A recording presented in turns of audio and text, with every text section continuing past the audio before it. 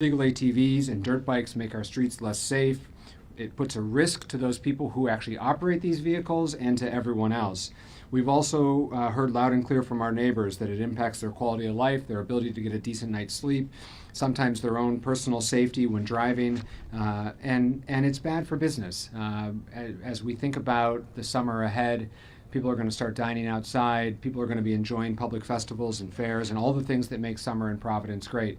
And all of that can be ruined by illegal ATV and motorcycle use. And so we're here today to remind folks that there's no tolerance for that activity, to demonstrate progress to our constituents, that we have made meaningful progress on this. I was relaying to the councilman, who we'll hear from in a second. I was in Washington, D.C. About a month ago lobbying for homelessness funding with fellow mayors from around the country, and on a warm Sunday night, I was out for a walk, and ATVs and dirt bikes were taking over the intersections and riding through the city. And honestly, I had sort of forgotten what that feeling was like, because we haven't seen it in Providence in the last year, and we don't want to see it ever again. So the dirt bikes that you see behind me, along with the shipping container, one of which has already been removed, are part of the vehicles that we have seized. We send these to be shredded and recycled through one of our recycled metal companies. This becomes scrap, and this is what will come of your dirt bike and your ATV that we seize. Many of you were with us a month or two ago when we also announced that we've been able to donate over a dozen high-quality bikes and ATVs to law enforcement partners in the Dominican Republic to make sure that there's a positive outcome for some of these vehicles, where it will go to actually make the DR safer. It will be used by law enforcement there. And we're going to continue to look for other opportunities to donate the vehicles that are appropriate for donation so that they can have a productive life somewhere else. All the other ones that are seized are shredded and recycled, and they will not return to our streets. I want to thank the community response team who have led these efforts. As they have done from the beginning, these efforts are primarily investigative.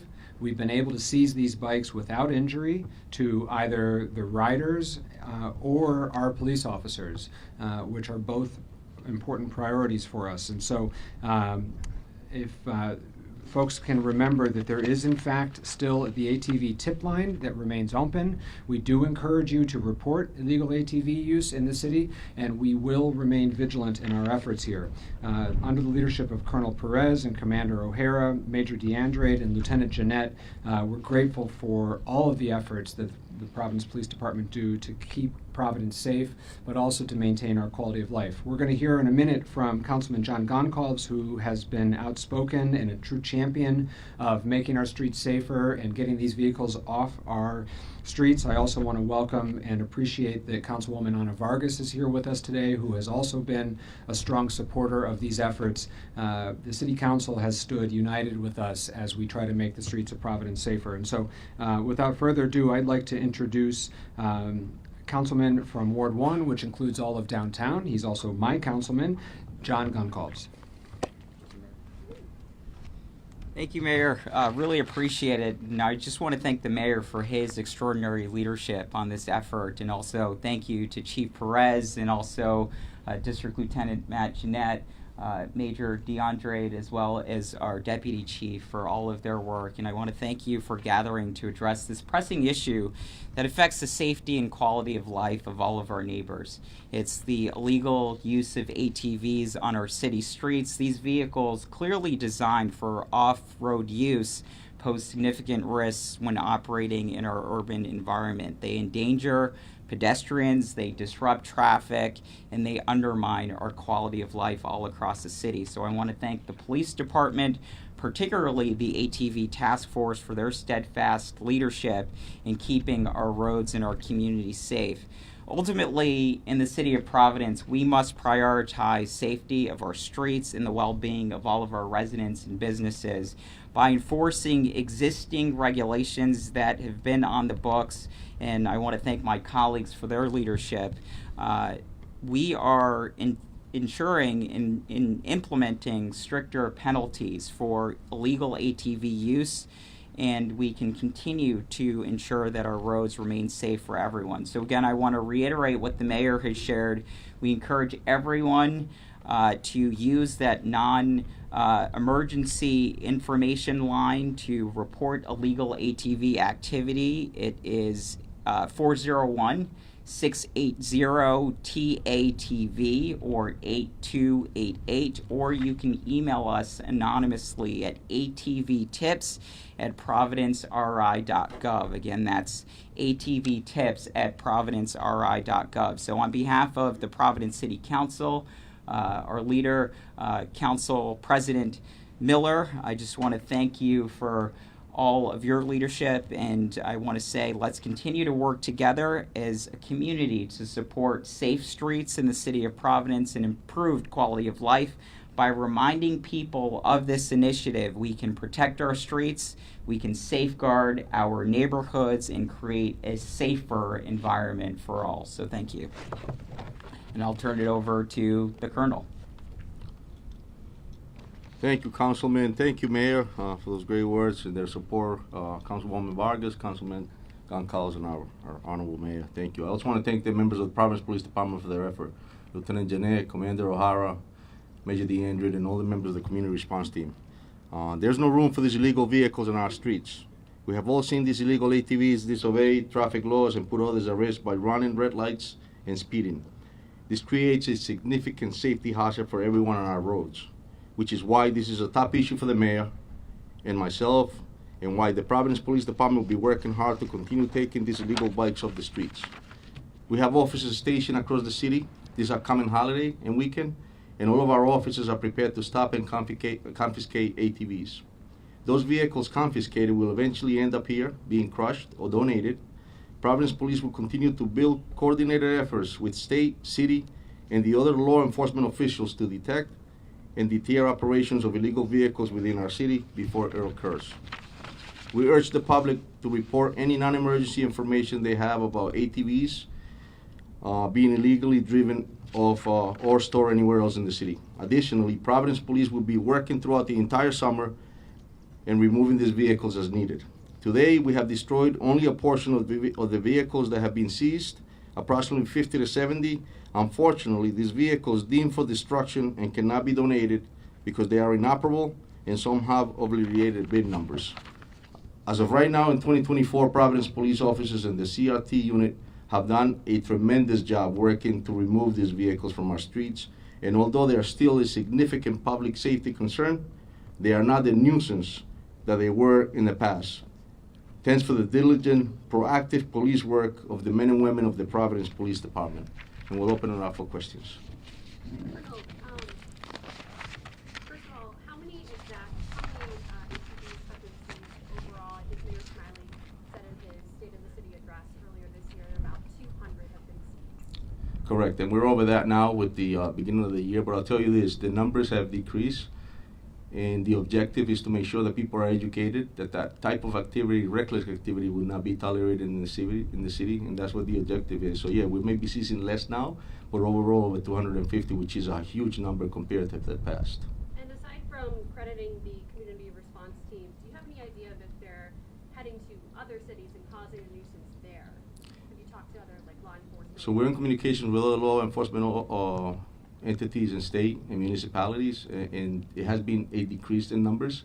However, I'll tell you that in the city of Providence is a priority, and I know for a fact that the reason we've been so successful at this is because of the collaboration of the community members, as well as the proactive work of the men and women of the Providence Police and the community response team.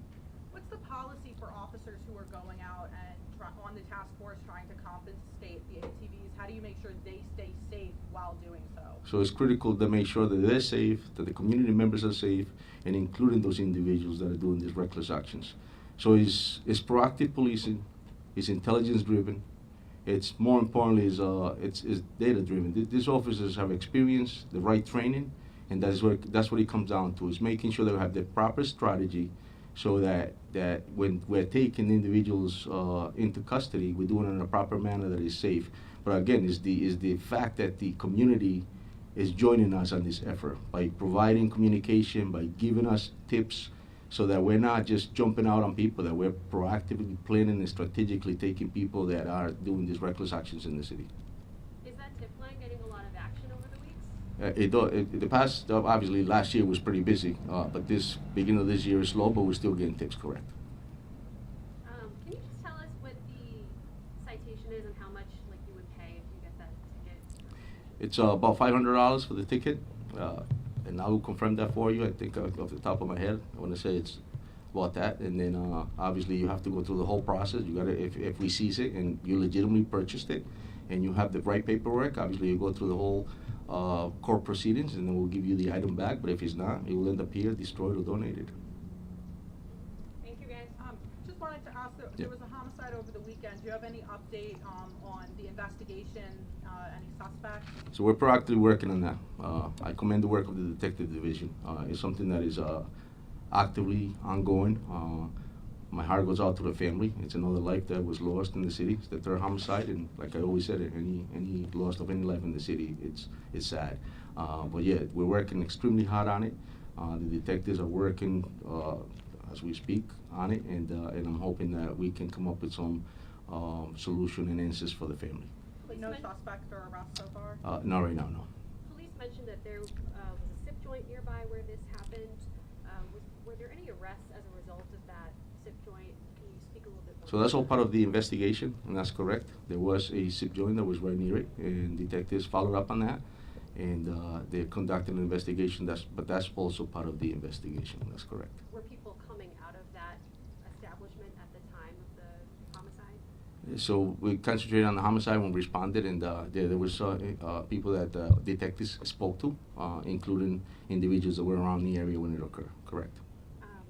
And overall, violent crime is down almost 25% overall so far this year. What do you attribute that to? That's a great question. I'll tell you, it's not the chief, it's not the command staff, it's the men and women of this police department that on a daily basis go out there to make sure that this city is safe. The support of our mayor is incredible and is important. The support of the council is important. But I know that on a daily basis, when we put this uniform on and we put our pins on, it's important to know that it's their work that they do. I mean, we have detectives, juvenile detectives, adult detectives, narcotics divisions, the task force, and we proactively make sure that we're reacting to things before we get calls on it. And so I think that has a lot to do with it. But again, it's also the collaboration of the community. Community members are involved. This is a holistic effort. We love our city. It's a great city. And it takes a lot of factors to ensure that the city is safe. And knock on wood, they're low, and we're hoping that it continues. Also looking at the crime stats report from the last week, violent offenses with a firearm are up at the same time that violent crime overall is down. Can you give us an update on how many guns have been seized in the city so far? Yep, I have those numbers here. We're up to 117 year to date, and there's a rest. So again, it's that work. It's police work, and gun seizures aren't easy. They come with foot chases. They come with sometimes use of force, but it's the training and the professionalism of our officers that they know that they have to police the city in a constitutional manner. But we're getting the job done, which is why I support them. And Mayor, Sorry, last one, just okay. a quick question for you, Mayor. You talked about quality of life concerns and how ATVs are not so much a big quality of life concern anymore, but I know your administration is also focusing on noise pollution and speeding overall and other traffic offenses. Where do you stand with the current noise efforts, whether it be the officers with the handheld decibel readers or the cameras that you propose legislation? Yeah, I mean, quality of life concerns remains a priority for me, and I know for many of my colleagues on the city council. And to be clear, on the ATV front, we're not declaring victory. We're saying that there has been substantial progress, but we're remaining vigilant. Noise is one of those other major contributors that degrade the quality of life in our city. And so with the handheld meters, primarily, although not exclusively through the Licensing Bureau, they are utilizing that to make sure that things like club noise from nightclubs and other establishments are being more rigorously enforced and more regularly enforced.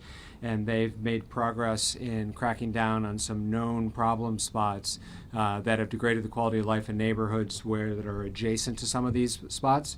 And then with respect to noise cameras, we maintain optimism and are pushing aggressively for passage at the State House our legislation to allow us to install these noise cameras. We've had hearings in both the House and the Senate that we thought went well and were favorably received, and I'll be advocating through the end of session to see that get passed. If that gets passed, then we will go out to bid immediately for the first noise cameras in the city. We think this can be a real improvement to the quality of life in our city, and it's starting to get unveiled in other communities around the country that are facing some of these similar challenges. And so we're going to keep addressing these issues one at a time. I mean, the other quality of life concern that we made great strides on just last weekend is to do better with removing graffiti from our city, which is another thing that makes it harder and less pleasant to live in the city. We had a administration-wide community cleanup and catch-up on graffiti last weekend, where we removed more graffiti from both private and public property than had been removed in years. Thanks to the City Council's funding, we now have a dedicated graffiti squad, full-time employees that all they do is remove graffiti. So now that we've done this catch-up, we're going to be able to stay on top of it better. And all of these things add together, whether it's ATVs and motorcycles, loud music, graffiti. These are all the things that make it easier or conversely harder to live in the city. And we know that Providence is growing. We know that people are moving here. And part of the reason that they're moving here is because of our quality of life. So we need to hold on to that. We need to make sure that this remains a place that people want to live, a place that people want to have businesses, a place that people want to visit. And so all of these things are important. They may seem small individually, but taken together, they make a real impact on what it's like to be in a place, which is why I take it so seriously. Thank you all. Good job. Thank you. Thanks for coming today. Good job, sir.